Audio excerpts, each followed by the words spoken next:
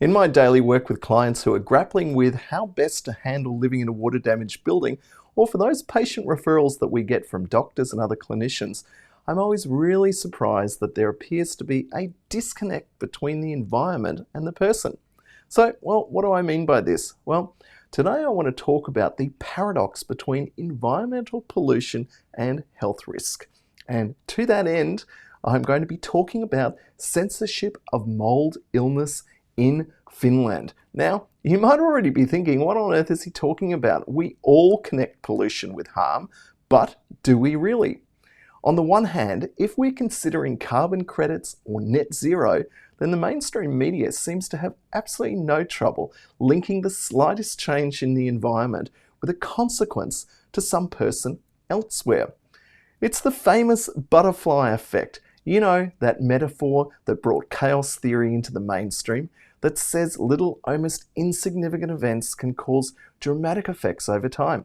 So today I want to bring to your attention a recent paper that was just published in May 2021. And it talks about how mold-related illness has become highly politicized and even downplayed in these social corporatist European countries, like, for example, Finland.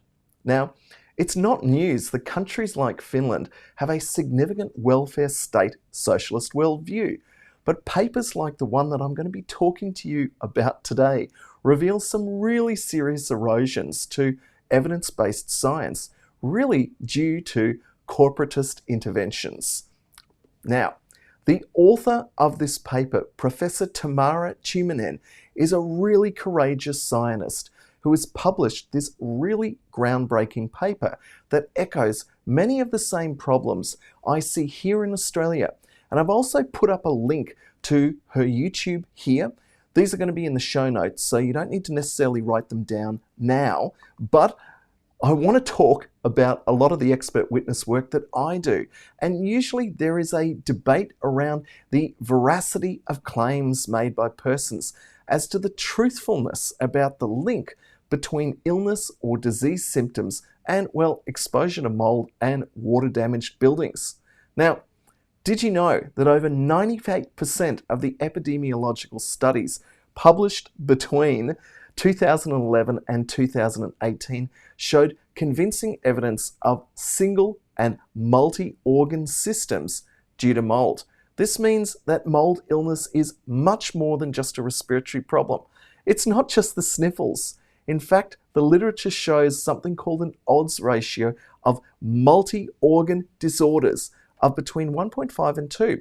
Now, that 2 means that there is a 100% increase in the odds of an outcome with a given exposure. And mold-related illness must therefore be considered something called a polymorbidity, which begins with a hypersensitivity caused by dysregulation of the immune system and then a hyperactivation of selected receptors within the body. So it starts off with microbiology, but manifests in your body or your physiology.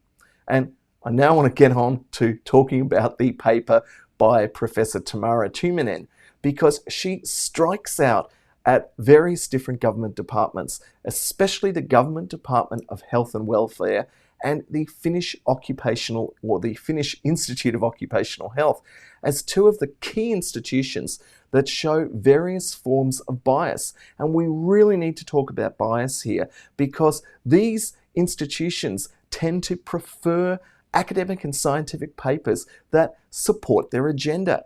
And this is an example of something called selection bias or information bias. And it really depends on whether you are selecting who or what will be considered valuable or important.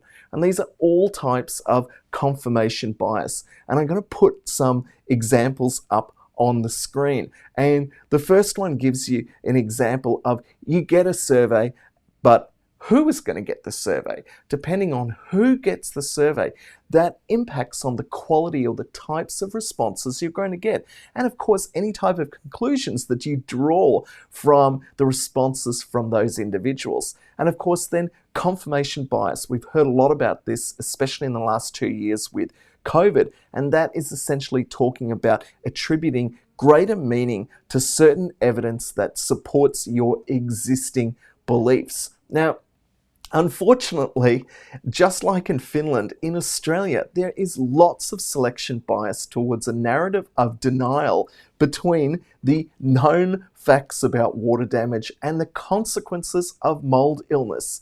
Now, I can sort of understand the individual self-serving rogue landlord, the one who tries to fly under the radar of blame, who wants you to believe that that badly maintained house really doesn't leak that badly, or only a tiny little bit when it rains, and that really cleanup is easy, just wipe it away, you're not going to have any problems. You see, the problem is, to admit that there's a problem might make the landlord liable to a penalty, and that could cost money or reputation.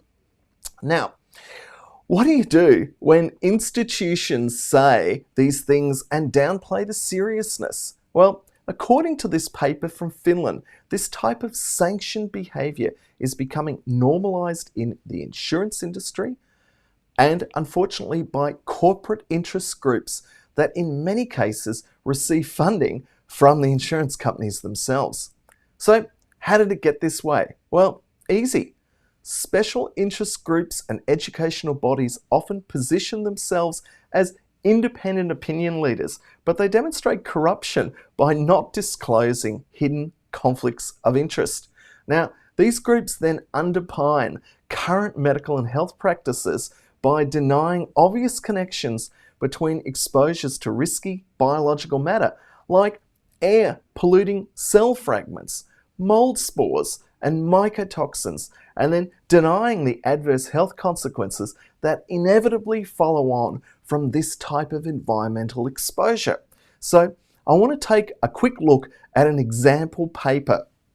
Now, this again has come out from research institutions in Finland, and I'm going to zoom in on aspects of this particular publication. But what is most shocking is that in Finland, these regulatory bodies are affiliated with university hospitals such as the Helsinki University Hospital, and they have made the claim that mold illness should be considered as a functional disorder, meaning it's a mental health problem caused by stress and anxiety and not a biological hazard like it really is. And if we zoom into some of the yellow highlighted sections, I'm going to just take you through quickly what this abstract says. So it is looking for, or it's postulating by way of background, that chronic non-specific symptoms are often linked to indoor non-industrial work environments. That is, the home. Now, often they are connected with disability, and yet the medical nature of the disability, at least according to these authors, is claimed to be unclear. And so what these scientists did is that they looked at a small group of patients and they recounted the fact that they had been experiencing a type of environmental illness for sometime between 2.7 to 10.5 years. And in many cases, the triggering issue was mold exposure or indoor mold. And yet, if we zoom down to the conclusions, you can see that these scientists conclude that no medical cause was found to explain the disability. The findings support that the condition is a form of environmental intolerance and belongs to functional somatic syndromes. Now, what is a functional somatic syndrome? Well, you need to see a psychologist. So instead of endless avoidance or rehabilitation, it's suitable to send these people and patients to the psychologist. Now, I think that this is absolutely terrifying because this negates the extensive microbiology and toxicology research that exists and has been built up over the last 50, 60 plus years.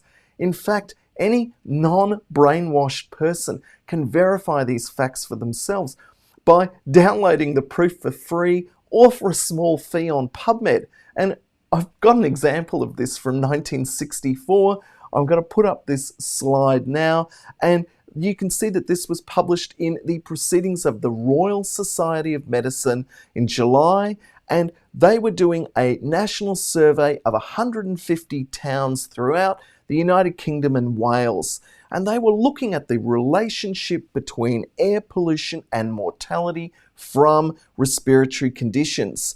And they put forward a theory that these respiratory conditions arise as an allergy to the spores of certain molds, and that the spore formation is actually encouraged by the air humidity in Great Britain, as well as the overcrowded and often damp living conditions. Now, how shocking is this?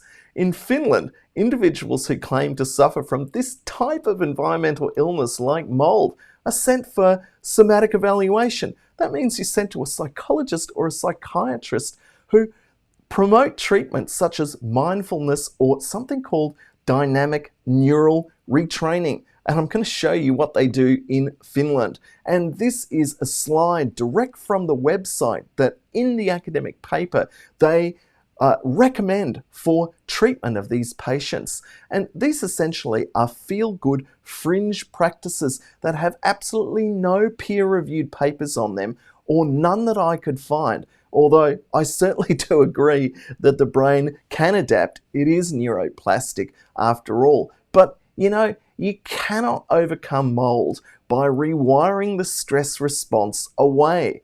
Immunology just does not work like that.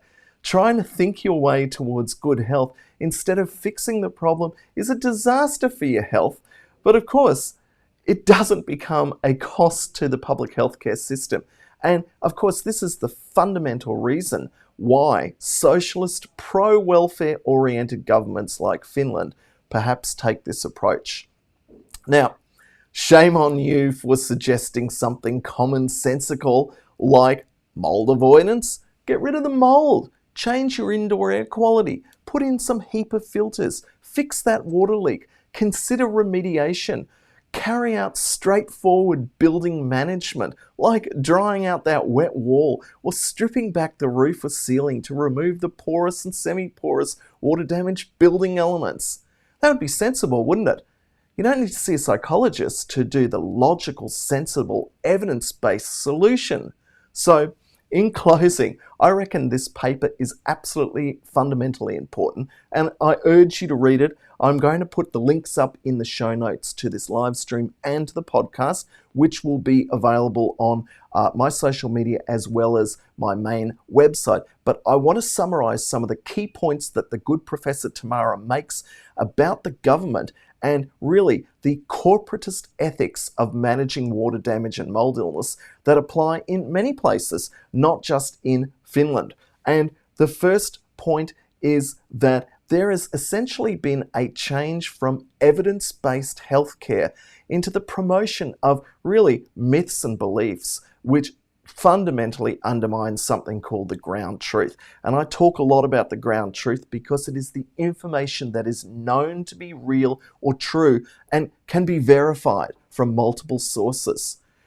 The second point that the professor makes is that there are many hidden conflicts of interest that exist between government and corporatist actors that undermine the development of a truthful public health policy, development of that, and the people who participate in making public healthcare policy. Now, individuals who are independent thinkers may also be suppressed and face censorship. And in the paper, the professor talks about her own trials and tribulations with censorship and the suppression of her thinking and her research.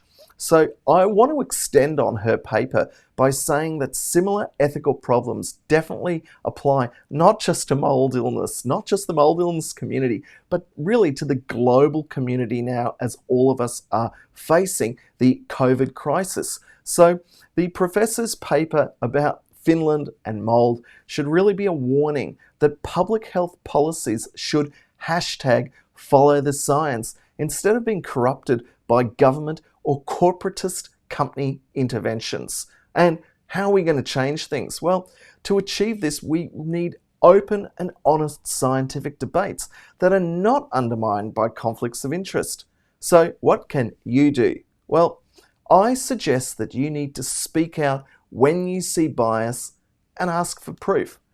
Don't be afraid to ask questions and expect accountability. Otherwise, like the Prime Minister of Finland, she was caught out at a nightclub at 4 a.m. after coming in contact with a COVID-positive staffer. In fact, her foreign minister just last week, and her explanation was, "I didn't understand the guidelines." Don't be like her. There is no honour in a lie about health. If you've enjoyed this live stream, be sure to give it a like and share it on your own social media. If you've got any questions, any comments whatsoever, reach out to me. Stay well, be safe, have a great week. Bye for now.